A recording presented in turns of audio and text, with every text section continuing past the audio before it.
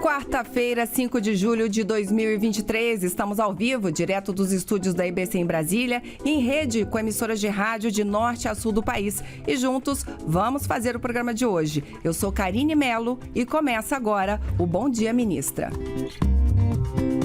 Essa é uma produção da Secretaria de Comunicação Social da Presidência da República, em parceria com a empresa Brasil de Comunicação. Você que nos ouve, se quiser, também pode nos ver. Estamos ao vivo pela TV Brasil Gov e no nosso canal no YouTube, youtube.com/canalgov. E a nossa convidada de hoje é advogada e foi professora universitária de Direito. Simone Nassar Tebet tem 53 anos e é de Três Lagoas, no Mato Grosso do Sul. Na vida pública, começou há mais de 20 anos como deputada federal. Depois foi eleita prefeita da sua cidade natal por 2 vezes. Ela também foi vice-governadora e secretária de governo de seu estado. Simone Tebet foi considerada pela BBC uma das mulheres mais influentes e inspiradoras do mundo. Também foi senadora pelo Mato Grosso do Sul entre 2015 e 2022. Encarou bravamente uma campanha presidencial e hoje integra o governo do presidente Lula no comando do Ministério do Planejamento e Orçamento. Prazer recebê-la aqui hoje, ministra. Bom dia. Bom dia, Karine. Bom dia, Brasil. Que alegria poder começar o dia conversando com o povo brasileiro através desse veículo que eu digo que sempre que é o mais democrático de todos, porque entra em todos os lares e acho que, assim, sou de uma geração que nasceu com rádio, sou uma geração que não existia internet. Então, se me permitir, Karine, eu sempre ficava, assim, ouvindo rádio e imaginando quem estava falando por trás, como. Então, essa coisa do exercício do imaginário é algo que só um veículo como o rádio, né, pode provocar na mente das pessoas. Então, é uma alegria muito grande poder estar aqui, podendo ouvir as perguntas e falar com o Brasil, né, de tudo que tem acontecido nesses últimos 6 meses. Maravilha, uma honra, ministra, tê-la aqui. Inclusive, a senhora foi campeoníssima de pedidos aqui no Bom Dia Ministra para vir. Então, é uma alegria tê-la aqui hoje. Bom, então, antes da gente começar o nosso giro, ministra, com âncoras de rádio de todo o país, eu quero falar com a senhora sobre o PPA, que é o Plano Plurianual, que é quem vai ditar aí as prioridades dos orçamentos da União nos próximos 4 anos. O governo já percorreu 19 estados brasileiros e na semana que vem, no dia 14, termina o prazo para o envio das propostas e haverá mais uma rodada em São Paulo, inclusive com a presença do presidente Lula. Queria saber como é que foi essa experiência e que áreas receberam mais sugestões. Queria que a senhora explicasse para a gente, além dessas áreas que receberam mais sugestões, qual é o caminho agora dessas propostas? Como é que vai ser? Vamos lá, então. Vamos, assim, só explicar para quem está nos ouvindo, né? Porque é tanta sigla, tantas letrinhas que as pessoas não... se me colocarem letrinhas de medicina ou de qualquer atividade que não é a minha, eu vou falar, traduza, né? Então, vamos traduzir. PPA é um planejamento que a Constituição determina que o governo tem que fazer, os municípios têm que fazer, a prefeitura, os governos estaduais e o governo federal, que é um planejamento do que o governo que está em exercício vai fazer nos 4 anos que está no poder. Então, o PPA é quase que um planejamento, é o plano plurianual e, basicamente, o que a gente tem que colocar ali, né? A gente tem que colocar ali quais são as ações que vão ser executadas nos 4 anos do governo. Esse PPA, o que tem de diferente dos demais? Todas as vezes que o presidente Lula assumiu o poder, ele fez questão que o PPA fosse construído por diversas mãos, pelas mãos do povo brasileiro. A única diferença esse ano é que no mundo tecnológico, digital, de rede social, esse vai ser o PPA mais participativo da história, porque as pessoas não só podem participar nos seus municípios, nas plenárias que nós estamos indo, e também foi determinação do presidente que pudéssemos ir em todas as capitais, portanto, em todos os estados brasileiros. Esse final de semana estaremos no Sul, Paraná, Santa Catarina e Rio Grande do Sul, mas a diferença é que, além disso, aquelas pessoas que não podem estar no local, às vezes na Câmara ou na Assembleia Legislativa, onde a gente exerce essas plenárias, vai poder votar pela internet e vai poder escolher exatamente respondendo a seguinte pergunta: que Brasil vocês querem para os próximos 4 anos? Quais são as prioridades que você acha que têm que ser executadas com pouco do orçamento que nós temos nos próximos 4 anos? E aí você você me pergunta, Karine, o que efetivamente as pessoas mais querem?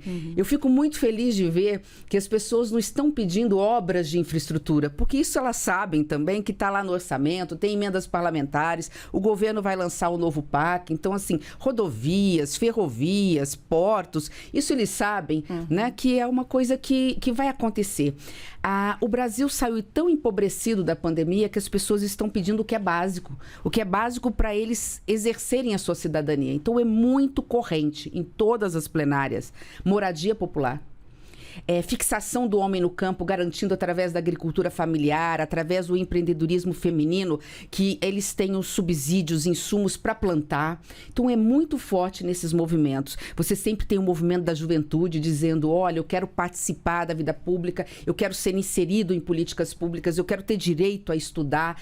Então, é muito interessante como o Brasil é tão diverso, mas naquilo que é o básico, a desigualdade ela se faz presente em todos os lugares.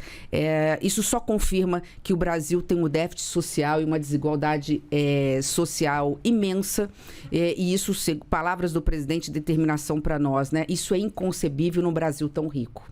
E aí, a senhora está falando, por exemplo, moradia é uma demanda grande. Qual é o caminho da proposta? Aí a pessoa vai à plenária, entra lá na plataforma, faz a sugestão e agora? E daí para frente? De forma bem objetiva. Elas têm o direito, elas vão poder votar até mais ou menos dia 14 de julho. Depois disso, nós temos um pouquinho mais de um mês para poder organizar toda essa agenda, colocar o que foi considerado prioritário. Mais de 500 mil de pessoas já votaram. Para você ter uma ideia. Bastante. Com a ajuda, obviamente, da inteligência artificial, das nuvens, nós vamos ver as palavras que mais chamam a atenção. Nós vamos fazer o PPA, que é um livro, praticamente um livro. A lei até ela é pequenininha, mas o anexo, ela pode constar 500 páginas, 800 páginas, tudo vai estar ali. Então, isso vai ser entregue para o Congresso Nacional dia 31 de agosto, é o prazo máximo, e o Congresso tem a obrigação de votar até o final do ano. Aprovado, esse planejamento, ele vai direcionar o orçamento dos próximos 4 anos. Então, todos os anos, o que constar no orçamento é aquilo que está constituído, que consta no PPA. Então, ele não é uma carta morta que fica na gaveta. Ele é, vamos dizer assim, que o guarda-chuva, né, e a carta náutica, a bússola que nós temos para organizar as finanças no Brasil no sentido orçamentário. Então, tudo que consta lá na saúde, na educação, na segurança pública, na habitação, nas obras de infraestrutura, em todos os setores, o que constar no orçamento é, de alguma forma, aquilo que apareceu no plano plurianual. Bom, este é o Bom Dia Ministro, que hoje recebe a ministra do Planejamento e Orçamento, Simone Tebet. Ministra, vamos começar a viajar o país? Ótimo, vamos lá. Então vamos. Vamos primeiro para sua terra, lá para Três Lagoas, lá no Mato Grosso do Sul. Vamos à Rádio Caçula com Rafael Oliveira. Bom dia, Rafael. Ó, estamos sem o áudio do Rafael. Rafael, vou pedir para você abrir seu microfone. Vamos ver se temos agora. Bom, não temos o Rafael Oliveira ainda, mas a gente volta daqui a pouquinho, ministra. A gente vai a Três Lagoas. Enquanto não temos Três Lagoas... Ministra, quero saber o seguinte, vamos falar então de um outro assunto. A senhora foi a primeira presidente da Comissão de Constituição e Justiça no Senado, foi a primeira líder da bancada feminina no Senado, acompanhei de perto seu mandato lá, encarou uma campanha presidencial dura e essa semana a gente sancionou a lei que iguala salários de homens e mulheres. Queria que a senhora falasse um pouquinho sobre isso e da importância que isso tem no Brasil de hoje. Olha, Karine, eu que comecei a fazer política há 20 anos, naquela época em que a gente sofria violência política, e nem podia dizer, porque essa palavra acho que nem existia, né? A violência política contra a mulher era uma coisa que a gente sofria e não sabia que sofria, né? Aquela coisa do autoritarismo, dos parlamentares de dedo em riste na nossa cara, de uma certa forma, né? Com o seu físico impondo uma certa conduta, assim, numa ameaça velada, verificar o quanto nós avançamos no Brasil nos últimos 20 anos, me deixa muito feliz. Eu fui também a primeira mulher a presidir a Comissão de Combate à Violência contra a Mulher uma comissão mista Câmara e Senado no Senado Federal. Nós avançamos muito, a lei do feminicídio, que não existia 10 anos atrás, foi coisa, né, da bancada feminina e daí por diante. Então, quando a gente fala em avançar em políticas públicas e em leis relacionadas ao combate à violência contra a mulher, a gente tem apoio de todos, inclusive dos parlamentares do sexo masculino. A gente agradece por isso, mas quando nós falamos de empoderamento, né, quando nós falamos de garantir às mulheres igualdade de condições de estar no mercado de trabalho, na iniciativa privada, como jornalistas, como advogadas ou como mulheres na vida pública, e tudo é mais difícil. E a gente percebe por conta disso que o problema é uma questão cultural. Então, a importância de termos mais mulheres na política é para que nós tenhamos as mulheres olhando pelas mulheres. Porque se nós não fizermos por elas, ninguém vai fazer. Eu digo isso porque assim que eu assumi no Senado, junto com a bancada feminina, aquilo que nos deixava mais entristecidos é ver que a mulher, no mesmo posto de trabalho, chega a ganhar até 40% menos se ela for negra.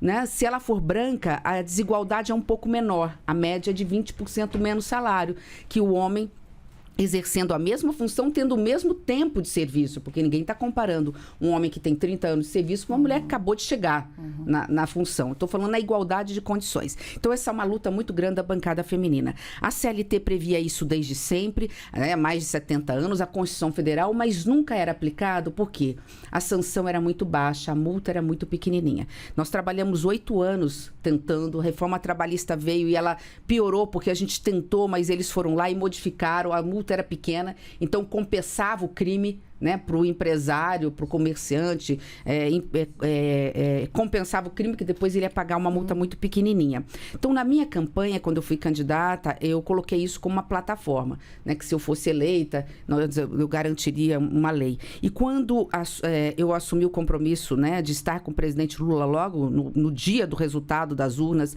no próprio domingo, e no outro dia eu estive com ele, eu fiz 5 pedidos. Falei, presidente, incorpore alguns programas do meu, né, da minha campanha no seu discurso, no seu programa de governo. E ele, mais do que rapidamente, de forma muito sensível, ele ouviu os 5, né, e ele pegou muito rápido. Na hora que eu falei, olha, um projeto que garanta igualdade de salários entre homens e mulheres, com multa, com fiscalização do Ministério do Trabalho, ele falou, deixa comigo. E ele foi ovacionado nos comícios. Isso aconteceu de forma, assim, muito visível, como as mulheres, assim, estavam esperando isso. E o presidente, muito competente, colocou a ministra Cida, que tem uma capacidade de articulação muito grande, e conseguiu em 6 meses o que nós, no Senado, não conseguimos em 8 anos. Então, assim, participar desse momento histórico, para mim, né, acho que poucas pessoas se sentiram tão emocionadas e felizes com a sanção do projeto, agora é lei, né, vai doer no bolso, o Ministério do Trabalho está pronto para fiscalizar, né, aqueles poucos que pagam, né, ou muitos, eu não sei quantos, que pagam menores salários para mulheres só pelo fato de ser mulheres, vão ter a penalidade da lei. Maravilha, ministra. Agora sim, vamos começar o nosso voo pelo Brasil. Vamos a Mato Grosso do Sul, a Três Lagoas, sua terra, com a Rádio Caçula. Quem está com a gente é o Rafael Oliveira. Bom dia, Rafael. Bom dia, Karine. Bom dia aos colegas da imprensa. Muito bom dia também à ministra Simone. É um prazer falar com a senhora em nome de todos nós aqui de Três Lagoas e a todos também da Rádio Caçula. Mando um abraço da Toninha Campos e a todos que estão nos acompanhando. Ministra, primeiramente, eu quero perguntar para a senhora sobre essa lei que assegura a igualdade salarial e remuneratória entre homens e mulheres. Queria saber da senhora, que já que é um dos principais pontos desse governo, quais medidas concretas vão ser tomadas visando almejar essa igualdade salarial tão importante pelo presidente Lula, que ele colocou, inclusive, isso na assinatura da lei na última semana?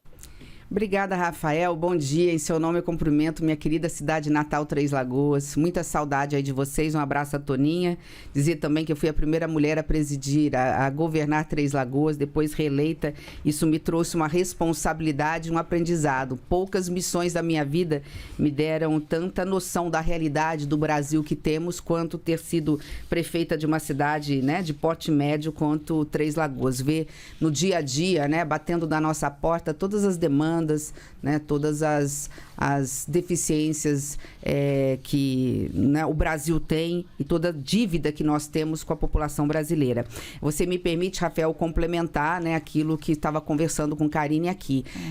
3 pontos eu gostaria de reforçar, né? Primeiro, nós vamos ter um Disque Denúncia. Eu confesso que tem 3 números, mas eu ainda não sei o número. A gente ontem foi avisada de que vamos ter esse canal. Esse Disque Denúncia é para que qualquer mulher que se sinta prejudicada, violada no seu direito, possa fazer a denúncia.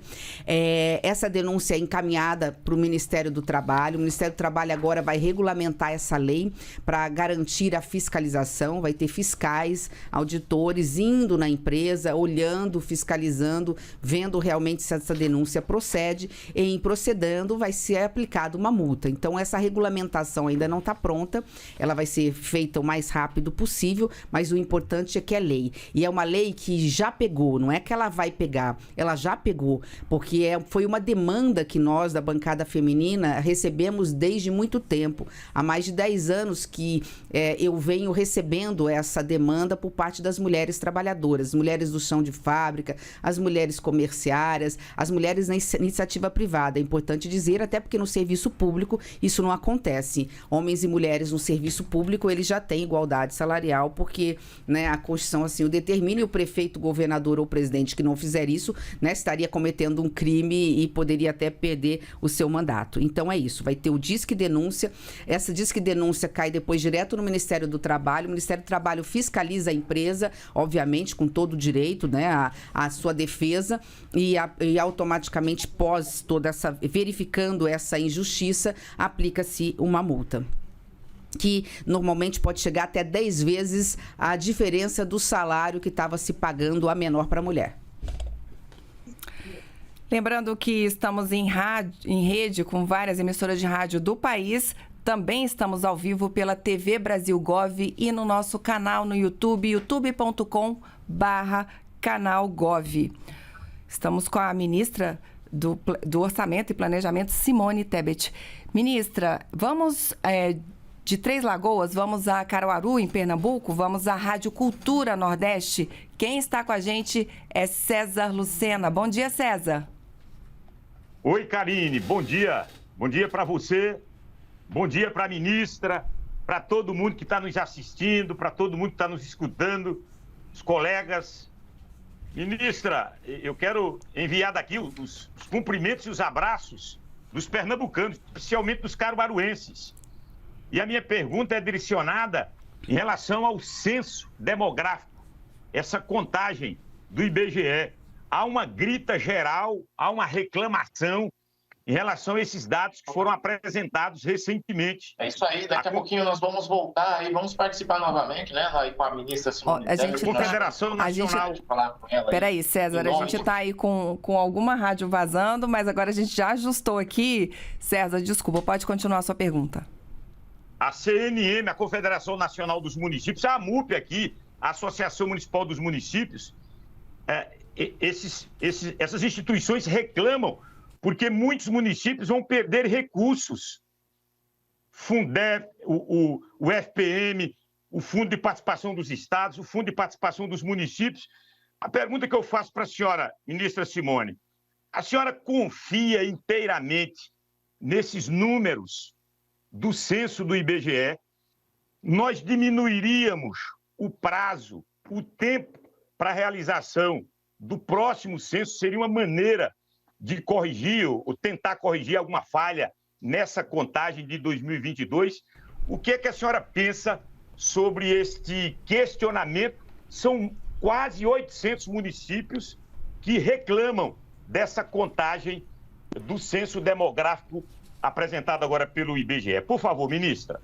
Ô César, muitíssimo obrigada pela pergunta. Essa é aquela pergunta de informe necessário para a população. E você me permite, através da sua Rádio Cultura Nordeste, aí em Caruaru, falar não só com Pernambuco, mas com o Brasil através da sua pergunta, né? Aliás, assim, já tive várias vezes em Pernambuco, mas ainda não tive o privilégio de conhecer Caruaru e a feira de Caruaru, tão enaltecida por Luiz Gonzaga, né? A massa de mandioca, a batata doce, bode, carneiro e porco. Então, assim, de tudo isso eu conheço tudo, menos o bode, aí eu tenho que aproveitar e experimentar. Tá certo. Né?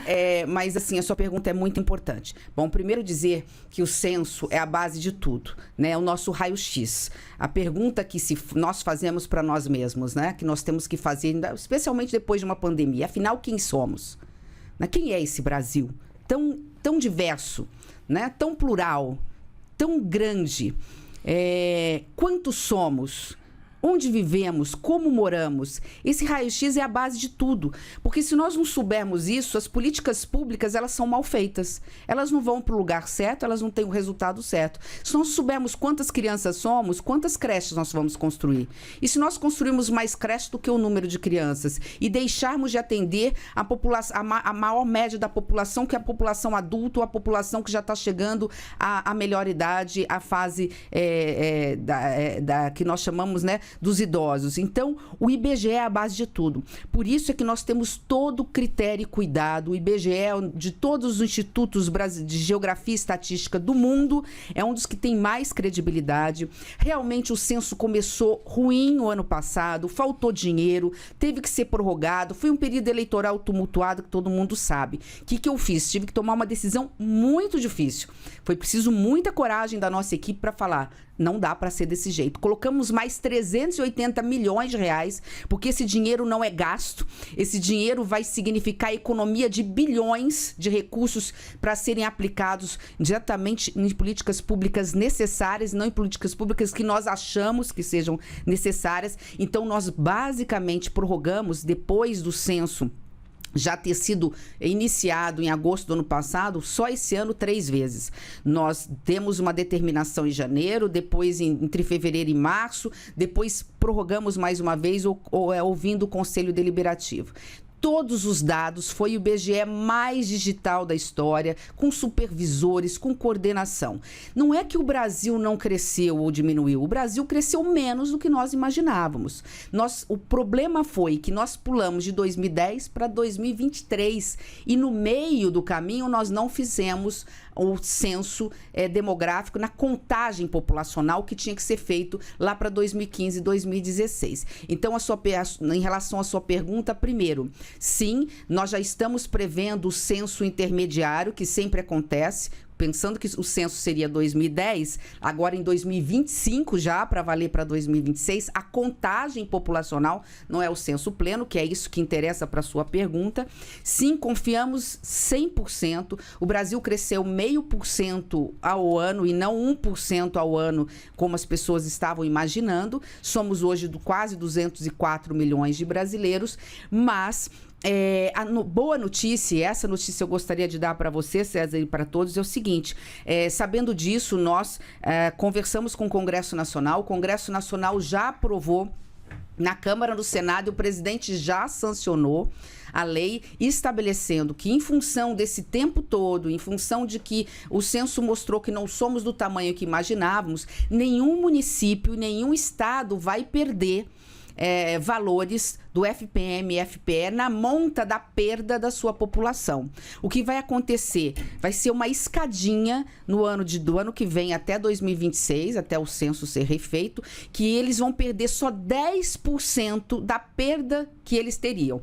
Então, por exemplo, um município que perderia 50 mil, e normalmente é isso, são os municípios menores os mais normalmente impactados, 50 mil por mês, vai perder 5 mil reais por mês. É basicamente uma viagem, né, a trabalho de um prefeito até a capital, até Brasília, né? Então, dentro disso, nós estamos muito tranquilos agora para dar a boa notícia que nenhum município vai perder obra, né, por falta de recursos a serem repassados para o FPM e o FPE em função do censo. Nesse aspecto, nós estamos também muito tranquilos.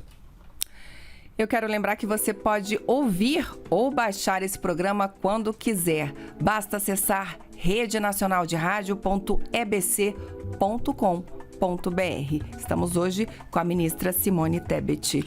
Ministra, já fomos a Três Lagoas, já fomos a Caruaru, agora vamos para um polivalente, vamos a Brasília, vamos à Rádio Nacional. Quem está com a gente na Rádio Nacional de Brasília, Rádio Nacional da Amazônia e Rádio Nacional do Alto Solimões, em rede com essas 3 rádios, é o nosso mestre Walter Lima. Bom dia, Walter. Olá, Karine. Bom dia para você. Ministra, também seja bem-vinda ao programa. A pergunta, ministra, está relacionada com o PPA participativo, que a senhora explanou tão bem. Mas a grande questão, quando a senhora cita que o grande pedido da maioria da população está relacionada com a moradia. Quer dizer, essa moradia, quando ela chega, quando essa população é atendida, ela chega de forma completa. Eu me refiro, portanto, ao saneamento básico, que com certeza é o início de vários problemas quando não tem, que afeta de forma direta a nossa população. Ministra, bom dia para a senhora. Bom dia, Walter. Bom dia a todos. Bom dia, Brasília. A sua pergunta me faz assim, que bom que veio em seguida a pergunta do César sobre o censo, porque o que me surpreendeu no censo, e tem a ver com a sua pergunta, engraçado, poucas coisas me surpreenderam no censo. Eu já vinha acompanhando, vendo que a população não ia crescer da forma como nós imaginávamos, estimamos o crescimento, superestimamos o crescimento do Brasil ao longo dos anos, né? E claro que depois os estudos vão mostrar até que ponto o impacto, né, da pandemia, oficialmente foram 870 mil mortos, mas será que foi esse mesmo número? Quantas subnotificações? Talvez tenha passado de 1,5 milhão com os efeitos colaterais, ou mesmo logo em seguida os efeitos depois da pandemia. Então, é óbvio que isso conta também. Mas a sua pergunta me faz lembrar que o censo me trouxe uma única surpresa, que é a surpresa que o Brasil, embora tenha crescido 0,5% ao ano, portanto, 6,5% ao longo desses 12 anos, ele cresceu mais de 30% o número de domicílios, o número de casas construídas. Esquece aquelas casas de veraneio, aquelas casas que a pessoa às vezes constrói no ranchinho lá, para ter na beira do rio, a oportunidade de final de semana ir para lá, ou alguém que tenha mais poder aquisitivo construiu na praia. Fora essas casas, houve um crescimento de 1/3, ou seja, os terrenos baldios foram ocupados.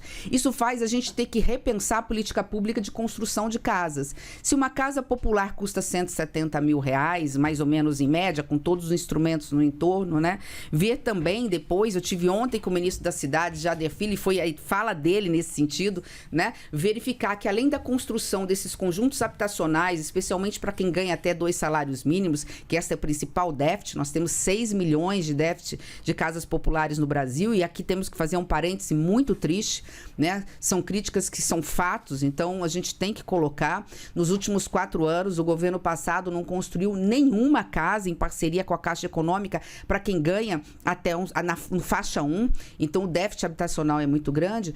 Dentro de tudo isso, nós temos que rever e reformular políticas públicas de moradia no Brasil. Não só a construção dessas casas com todos os instrumentos, mas ver a questão do aluguel social, se nós vamos ou não adquirir casas nos centros, casas populares ou casas um pouquinho melhores, mas que você paga nesse mesmo valor pelo fato dela já estar 5 anos de uso, 10 anos de uso. Então, tudo isso vai ser colocado. Mas a sua pergunta é mais do que pertinente. Sim, houve uma evolução no Minha Casa Minha Vida. O Minha Casa Minha Vida antes, os prefeitos, eu fui prefeita, eu fiz casas populares na época do Lula 1, né? Quando era Lula 1, primeiro mandato do Lula, eu estava como prefeita da minha cidade natal, construímos muitas casas populares.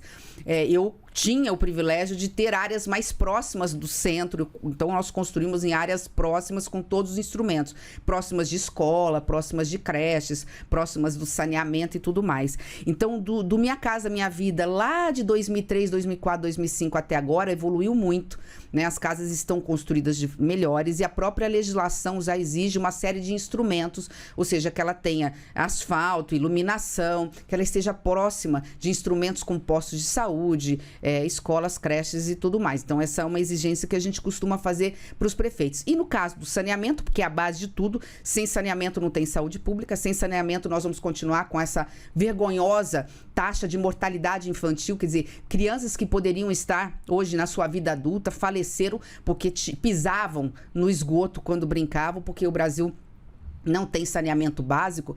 O marco do saneamento que foi aprovado no Congresso Nacional determinou que as empresas privadas que porventura receberem esse serviço público terão um prazo, agora foi prorrogado um pouquinho mais, não sei se 2040, para que nós possamos praticamente dobrar o número de tratamento de esgotos no Brasil, quase que chegar à universalização da água tratada no Brasil. Então, diante diante desse cenário, essas duas coisas se juntam, né? O marco do saneamento vai acelerar, e já está acelerando a construção de dutos para garantir saneamento básico, rede de esgoto tratada para a população brasileira, aliado ao fato de que o Ministério das Cidades está muito atento em relação às áreas que são entregues pelo município, que são apresentadas pelo município para a construção de casas. Onde estão localizadas essas áreas e o que existe no entorno dessas áreas para dar qualidade de vida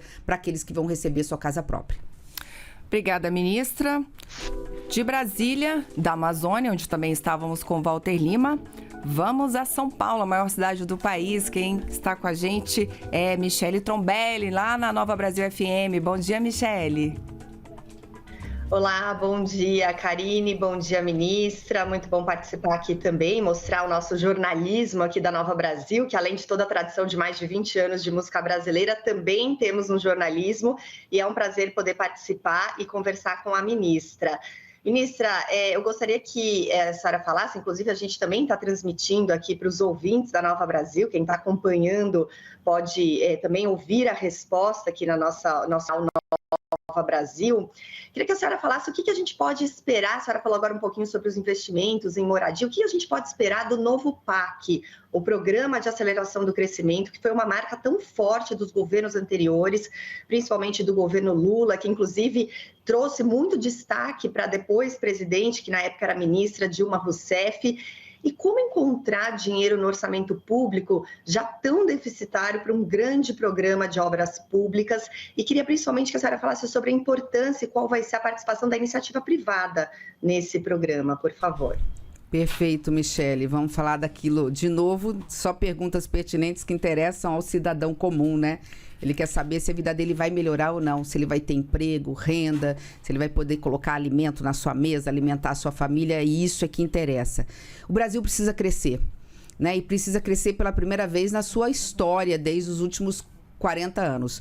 A gente falava em 30, mas na realidade há 4 décadas o Brasil não cresce. Porque essa coisa de crescer 1%, no Brasil que alimenta o mundo, um Brasil rico como o nosso, onde você não tem guerras, onde você tem uma bacia hidrográfica, ou seja, água potável não falta, solo, clima, um Brasil que alimenta o mundo, né? Ter a vergonhosa marca de deixar mais de 5, 6 milhões de crianças dormindo com fome todos os dias, significa que o Brasil não cresce. Porque o que gera emprego, renda, qualidade de vida é o crescimento, né? Crescimento sustentável e duradouro. A gente já cresce, em média, menos de 1% ao ano nos últimos 40 anos. A gente tem picos de crescimento, vamos crescer 3,5% num ano e depois tenha lá, né, 2 anos ali de praticamente recessão. Quando o Brasil não cresce, ele não gera emprego. Então, essa é acho que é o ponto principal. De que forma que o Brasil pode crescer? Além de ajustar suas contas públicas, que é meu papel, minha obrigação como ministra do Planejamento e Orçamento, junto com a equipe econômica, e é capitaneado, nosso capitão nesse time, eu não gosto dessa palavra, eu vou tirar essa palavra, mas nosso chefe nessa equipe econômica é o ministro Haddad, né? Ele que nos dá o norte, mas a minha responsabilidade é controlar gastos, gastar bem o pouco que se tem, para sobrar para aquilo que o povo precisa, né? O povo precisa de emprego, o povo precisa de casa popular, precisa de creche para seus filhos, precisa de uma saúde pública que zere o déficit aí, a fila de exames, consultas e cirurgias e daí por diante. Então, o primeiro passo é esse. O segundo passo, o Brasil não cresce sem investimentos. E o Brasil não tem investimentos públicos porque não controla suas finanças, o que nós estamos fazendo agora. Mas o investimento público, como você mesmo disse, ele é insuficiente. O Brasil não tem dinheiro para resolver todos os seus problemas sozinhos, até porque nós viemos de uma pandemia, o Brasil saiu empobrecido, nós voltamos para o mapa da fome, né? Foram 4 anos, como eu já havia mencionado, sem construir casas, mas são 6 anos sem atualizar o valor da merenda escolar no Brasil, que produz um dos maiores produtores de laranja do mundo, o segundo, comparado aos Estados Unidos, só pede para os Estados Unidos, dando suco em pó para as nossas crianças nas escolas. Farmácia popular, tivemos que recuperar. Então, foi um passivo que nós tivemos de não ações muito grandes. O que é o novo PAC, então? O novo PAC, que vai ser anunciado pelo presidente em breve, é um pacote de projetos de investimentos para fazer o Brasil voltar a crescer. Investimentos públicos do orçamento brasileiro. Então, nós vamos pegar lá o que no Minha Casa Minha Vida, o Ministério da Cidade está fazendo, o Ministério da Integração na área de encostas, né, na área das comunidades, nas regiões mais pobres do Brasil, que tem alguns rincões muito pobres na região norte, na região nordeste, no meu centro-oeste e daí por diante, mas também um pacote onde entra, e você me perguntou sobre isso, investimentos privados. Então, nós teremos praticamente 3 linhas de frente. Investimento público, com base no valor do orçamento, que é aquilo que o imposto do povo brasileiro que vai para o orçamento, investimentos privados, através de concessões, rodovias, portos, aeroportos, ferrovias, cabotagem, né, que são a navegação, e também parceria público-privada, que a gente chama de PPP. Então, são 3 frentes: investimento público, investimento privado e parcerias público-privadas, como já aconteceu no passado. A única diferença agora é que nós estamos esperando o arcabouço ser aprovado para ver quanto de espaço fiscal a gente vai ter, mais 30 bi, menos 30 bi, para falar o valor desse pacotão. Agora, o valor desse pacotão é óbvio, Karine, que quem vai ter que anunciar, e quem vai anunciar, a gente não pode dar boa notícia, quem tem que dar a boa notícia é o presidente Lula. Maravilha. Se você é radialista, âncora de rádio e quer participar dos próximos Bom Dia Ministro, nos mande uma mensagem pelo WhatsApp. O nosso número é o 61 9645 7037. Ministra, já fomos para Três Lagoas, para Caruaru, para Brasília, fomos à Amazônia, fomos a São Paulo e agora nós vamos a Belo Horizonte, vamos à Rádio Itatiaia. Quem está lá com a gente hoje é a Alessandra Mendes. Bom dia, Alessandra. Bom dia, Karine. Bom dia, ministra. Bom dia aos colegas que acompanham a gente aqui também. Ministra, eu queria falar com a senhora sobre a reforma tributária, né? O relator da proposta falou ontem em mudanças no texto, tem muita pressão aí de Congresso, mas tem pressão também de alguns setores. O agronegócio, por exemplo, já está falando em aumento do preço da cesta básica a partir da proposta da reforma tributária. Eu queria entender como é que o governo está vendo essa possibilidade de mudança, que mudanças seriam essas, né, com essas conversas aí com governadores, prefeitos, congressos e alguns setores, como é o caso do agronegócio. Há algum receio de alteração importante na proposta que foi discutida anteriormente e de uma possível desidratação dessa proposta? Como é que o governo está avaliando toda essa possibilidade de mudança? Bom dia, Minas Gerais. Bom dia, Alessandra e Rádio Itatiaia. Já tive o prazer de estar aí mais uma vez. É sempre bom estar em Minas Gerais. E semana que vem, o PPA estará aí, né? Acho que na quinta-feira, salvo engano, da próxima semana. A reforma tributária ideal é a reforma tributária possível, é aquela que passa. Nós estamos brigando, né, com essa reforma tributária, ou brincando com o povo brasileiro há mais de 30 anos. O sistema tributário no Brasil é um dos piores do mundo, mais caótico. Ninguém quer investir no Brasil porque não tem segurança jurídica, né? Não tem segurança jurídica, é uma burocracia. Você não conhece a legislação, tem que gastar muito com advogado, contador, administrador. Se você comparar o número de funcionários só para manusear a legislação tributária no Brasil comparada ao mundo, só aí as indústrias não se tornam competitivas. A gente acabou de falar anteriormente que o Brasil precisa crescer, precisa de investimento público com investimento privado. Eu pergunto, né, onde estão os investimentos privados no Brasil? Eles não estão, porque a carga tributária é tamanha, o sistema tributário é tão caótico que o empresário, especialmente do setor da indústria, não consegue competir com o mundo e não consegue ter segurança de que ele vai ter o recurso financeiro, né, o retorno financeiro de volta. Então, diante de tudo isso, a reforma tributária, eu sempre tenho dito isso, é a única bala de prata, a única. A gente falou lá do crescimento, o Brasil não cresce há 40 anos. Quer fazer o Brasil crescer? Crescer significa gerar emprego, emprego na veia, renda, qualidade do trabalho, carteira de trabalho assinada. O trabalhador não só ganhar o pão com o suor do trabalho, mas ter sobrar dinheiro para o lazer no final de semana. Aprovem a reforma tributária. Aqui quem está falando é alguém que deu aula sobre esse assunto na década de 90, eu acompanho essa questão há 30 anos, depois como prefeita, como vice-governadora, como senadora, eu fiquei 8 anos discutindo a questão da reforma tributária. Eu posso garantir, a reforma tributária não prejudica os estados e municípios, vai ter um tempo de intervalo imenso, né? Ela tem uma transição muito grande em relação à questão dos estados e municípios, e a reforma tributária tem que ser a possível. Então, nós estamos com a reforma tributária com o melhor relator, não poderia ter um relator mais democrático que o relator Aguinaldo. Ele já modificou o relatório para atender os setores. Eu sou do agro, eu posso garantir que o agro não vai ser prejudicado, ao contrário, acabaram de falar que provavelmente vai ser incluído mesmo, não sei se vai ser aprovado ou não, que a pessoa física do agro que ganha até, veja bem, receita anual de R$2 milhões não vão ter 100% de isenção. Então, assim, o setor produtivo do agro não vai ser prejudicado.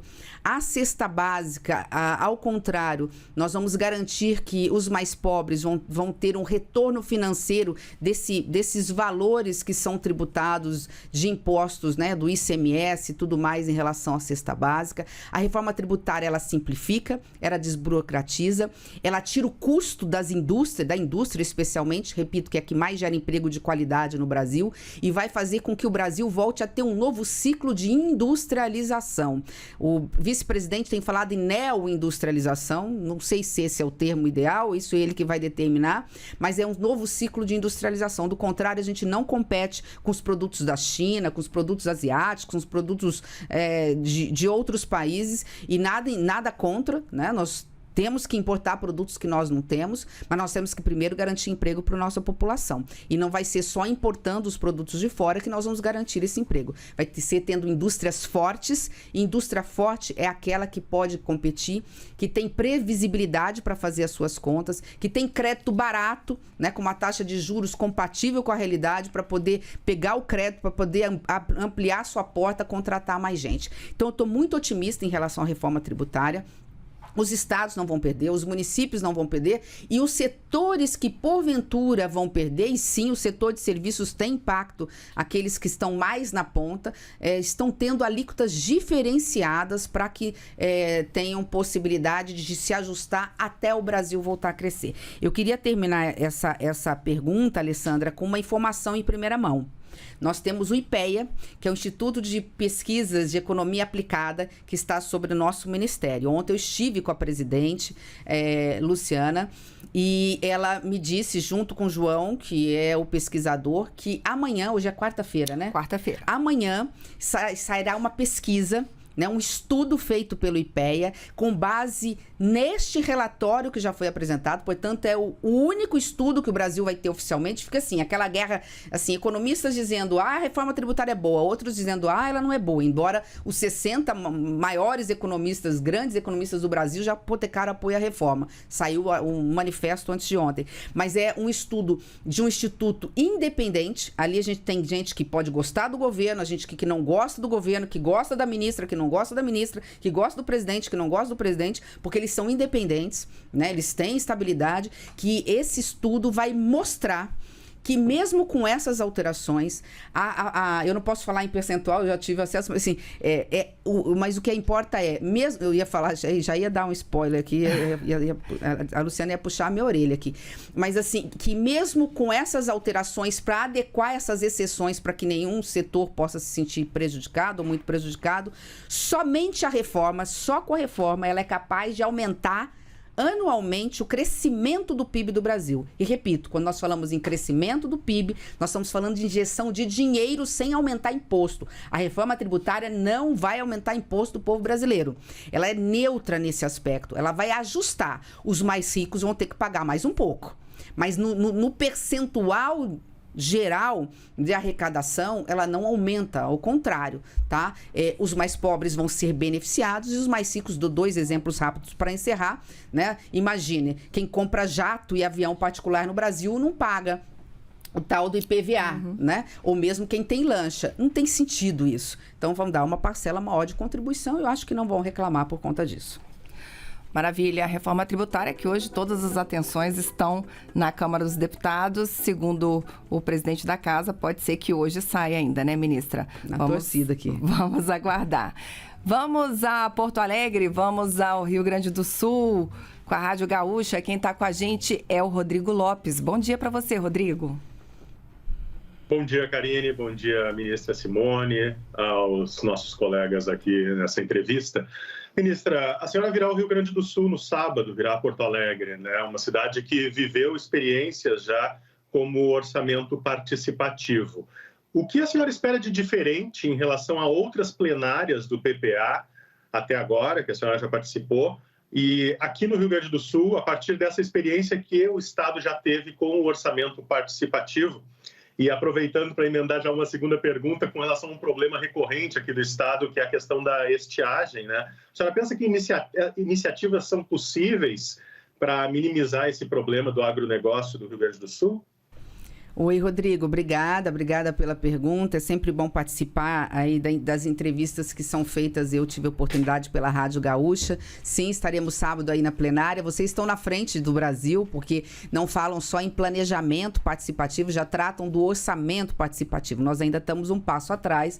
Quando a gente está falando de PPA, nós já estamos falando ainda do planejamento participativo, que sim, óbvio que impacta a feitura do orçamento, na elaboração do orçamento. O que eu espero de diferente é o que acontece normalmente nas regiões do Brasil. Embora nós tenhamos demandas que são nacionais, Rodrigo, eu falei no caso da moradia, mas é muito comum também, não, e falei da juventude, falei dos movimentos do campo, muitos falam de assentamentos, agilizar os assentamentos no Brasil.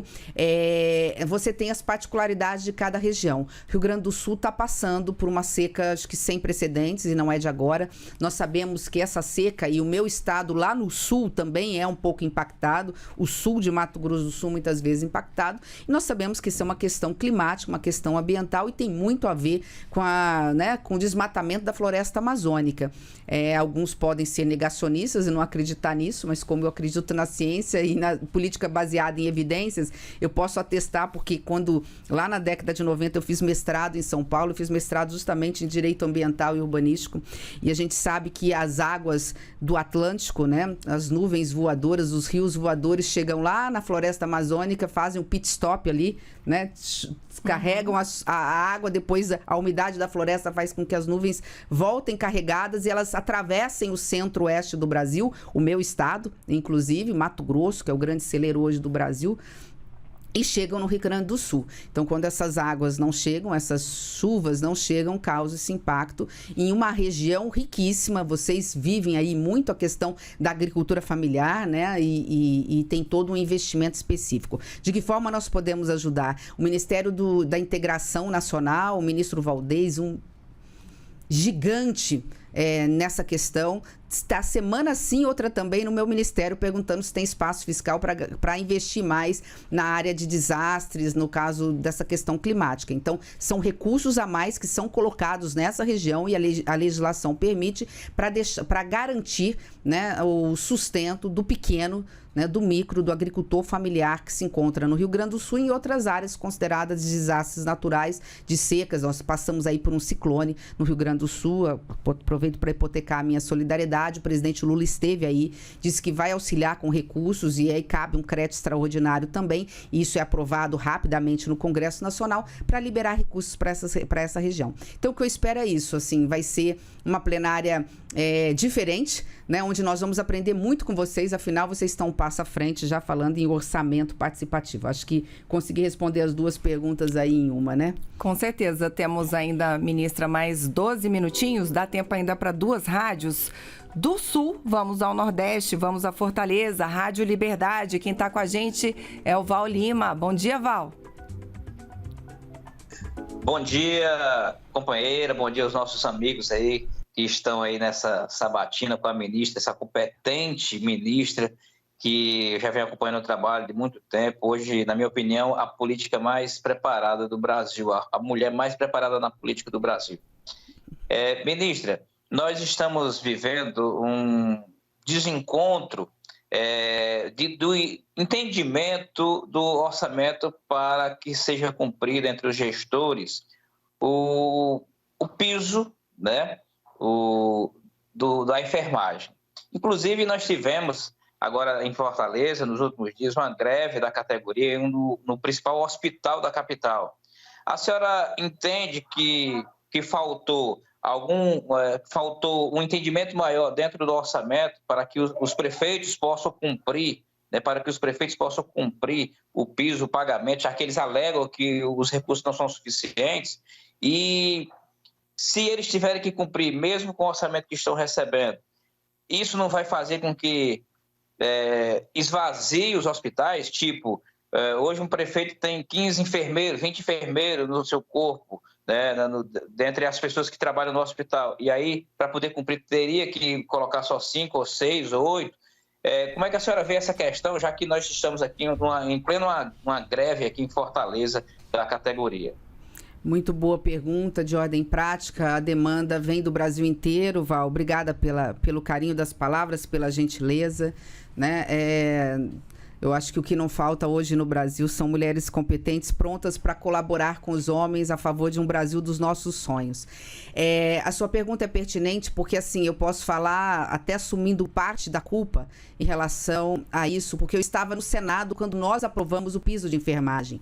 Mas a gente saiu de uma pandemia muito machucado e na hora, na pressa, eu acho que faltou foi um pouquinho mais de cuidado e zelo na feitura da emenda constitucional. Então, a lei não ficou clara, o texto não ficou claro. Isso gerou muita dúvida e teve que bater lá no judiciário. Afinal, o governo federal tem que bancar na integralidade esse piso ou uma parte é de estados e municípios? Se é na integralidade, e o Supremo já disse que e nós estamos acatando nesse sentido, vai ter que bancar também nas clínicas particulares, na iniciativa privada. Então, todas essas dúvidas levaram à judicialização.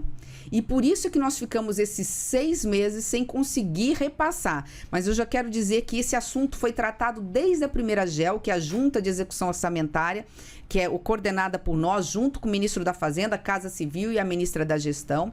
Nós já colocamos 7 bilhões esse ano, porque como esse ano não é o ano inteiro do piso, esse ano, né, são esses meses que ainda faltam, para repassar para estados e municípios. O que faltou, em função dessa lei, né, não ter sido assim, não ter sido ficado clara, é que teve um erro formal que o Ministério da Saúde está ajustando para que possa imediatamente, o mais rápido possível, repassar esse recurso para estados e para municípios. Então, nós estamos conversando com as categorias, eu acho que os prefeitos também estão fazendo nesse sentido, o dinheiro já está garantido. Nós já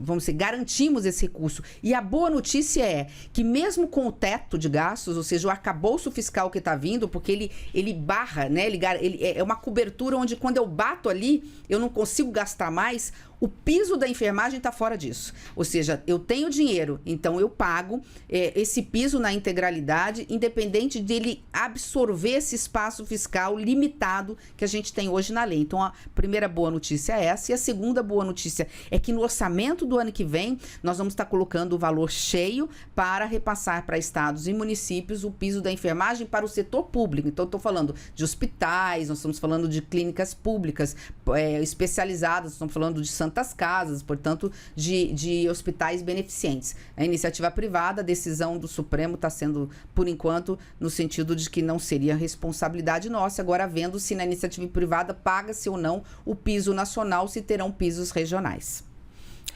Este é o Bom Dia Ministro e a nossa convidada de hoje é a ministra do Planejamento e Orçamento, Simone Tebet. Ministra, dá tempo ainda para mais uma rádio. Vamos a Belém do Pará com a rádio Belém FM. Quem está com a gente é o Antônio Carlos pelo telefone.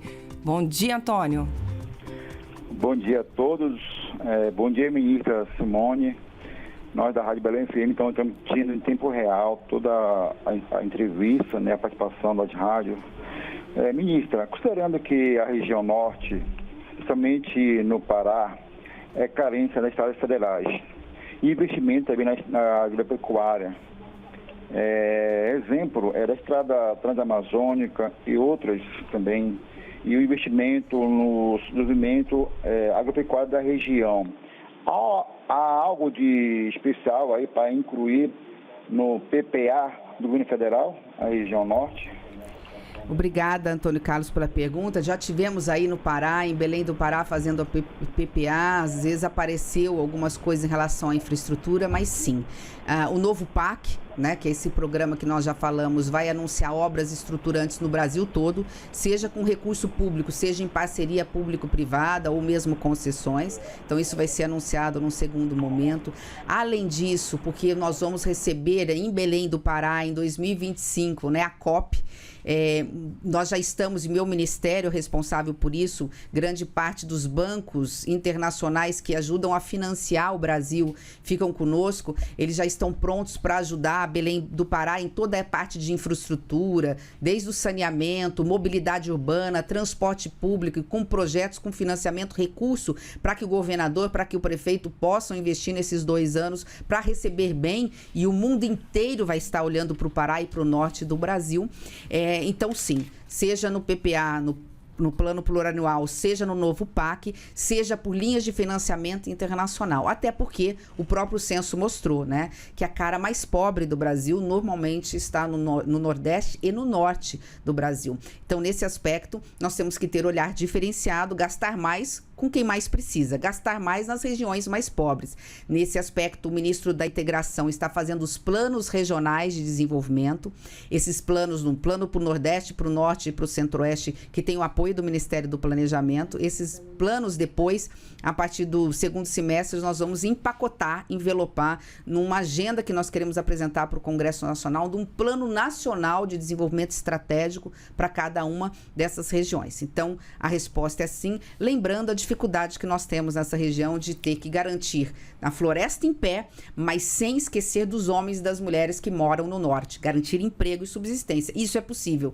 Não é uma dicotomia, não é meio ambiente ou desenvolvimento e crescimento, é desenvolvimento sustentável, ou seja, é possível levar indústrias do bem, indústrias que não poluem, que escolhem, que extraem da floresta, né, toda a sua riqueza para a medicina, para descobrir, né, através de remédios, curas para doenças hoje incuráveis. Então, tem uma potencialidade, é preciso mudar essa mentalidade. O Norte e o Nordeste não são um problema para o Brasil. Norte e Nordeste são soluções para o Brasil. Na parte de energia eólica, solar, na parte da floresta, de extração adequada, né, da riqueza a favor do nosso povo, preservando o meio ambiente e trazendo riqueza para todos nós. Sei que o tempo está acabando. Exatamente, eu muito tenho que parar assunto. de falar. Muito assunto, ministra. Vou abrir para suas considerações finais, mas já lhe digo que nas redes sociais, lá pelo YouTube, @canalgov, o pessoal está querendo saber sobre concurso público. Se a senhora puder incluir nas suas considerações finais,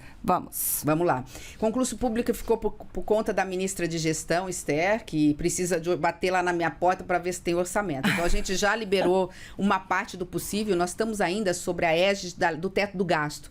E a lei do teto de gasto, que vigora até o final do ano, ela limita muito o gasto. Às vezes a gente tem dinheiro e não pode usar porque está limitado o gasto para controlar aí a dívida do Brasil. Então, nós temos que gastar menos do que arrecadamos para poder pagar os juros da dívida, não nem o principal. Então, tem concurso esse ano, ela vai anunciar, já deve ter anunciado alguma coisa. Se vocês olharem lá, concurso público 2023, vocês já vão achar em alguns lugares que alguns setores já vão abrir e o restante para o ano que vem. Vai ser ano a ano, um pouquinho cada ano, a depender do espaço orçamentário, mas vai ter concurso sim. Vou dar um recadinho rapidinho aqui. A gente falou sobre igualdade salarial e a senhora mencionou o Disque Denúncia. Disque Denúncia, vamos lá, pelo número 100 180 e 158. Maravilha? Karine, se você me permitir, já agradecendo, eu não posso deixar de terminar nesses 2 minutos falando de coisas boas. Eu estou extremamente, não é otimista com o Brasil, eu estou extremamente otimista com os números que nós temos na equipe econômica. Falavam que o Brasil não ia chegar a 1% de crescimento, 0,7%, nós vamos crescer mais de 2,3%. Eu ouso dizer que nós vamos crescer muito, assim, nós temos uma expectativa de crescer mais de 2,5%, que é muita coisa em relação a investimentos e tudo mais, o dólar caindo, a taxa de desemprego, que é o principal, né, caindo, de pessoas desalentadas que não procuram emprego caindo, o dólar caindo, que é importante, porque lamentavelmente o Brasil tudo é dolarizado, a gente compra muita coisa importada, isso tudo, inflação caindo, isso tudo faz com que a gente tenha convicção que crescendo, gerando emprego, a gente diminui a desigualdade social e de que os juros, por conta disso agora, não tem mais desculpa, começam a cair no Brasil. Só para ter uma ideia do porquê que a gente fica preocupado com juros. Com juros altos, ninguém vai no banco pedir empréstimo, financiamento para abrir uma porta no comércio e na indústria para gerar mais emprego para a população. Obsessão do presidente Lula, ordem do presidente Lula para todos nós da equipe econômica. Nós precisamos de estabilidade e gerar emprego e renda. A função e a determinação do presidente Lula, para mim, foi colocar o pobre no orçamento. E quando a gente fala do pobre no orçamento, a gente está falando da primeira infância, da criança, do idoso, de quem mais precisa. A gente está falando daquele que está desempregado, aquela mulher que não tem um teto para morar, aquela mulher que precisa ser empreendedora, fazer uma qualificação para colocar mais dinheiro dentro da sua casa. Então, diante de tudo isso, eu quero dizer para vocês que, assim, é uma alegria muito grande estar nessa frente ampla democrática a favor do Brasil. Viva a democracia, o Brasil vive numa estabilidade. Se vocês perceberem, o ambiente está mais saudável, né? Há um perfume de paz no ambiente. E é isso que nós precisamos. Eu encerro com uma frase de um cantor do meu estado, Almir Sater, né? É preciso chuva para florir, mas é preciso paz para poder sorrir. Que bom que o Brasil está vivendo esse momento de paz e com a estabilidade econômica e crescimento, nós vamos sorrir, porque nós vamos chegar no momento de garantir emprego e alimento na mesa para todos os brasileiros. Muito obrigada. Obrigada, senhora ministra, uma honra tê-la aqui. E para você que ficou com a gente até agora, o programa está terminando. Agradeço a todos os meus colegas de emissoras de rádio que participaram hoje com a gente. Obrigada, ministra. E você, se quiser acessar esse programa na íntegra, pode acessar redenacionalderádio.ebc.com.br. Nos trabalhos técnicos hoje, a gente teve o Tiago Coelho. A gente se vê na semana que vem com o Bom Dia Ministro. Tchau. Você acabou de ouvir o programa Bom Dia Ministra.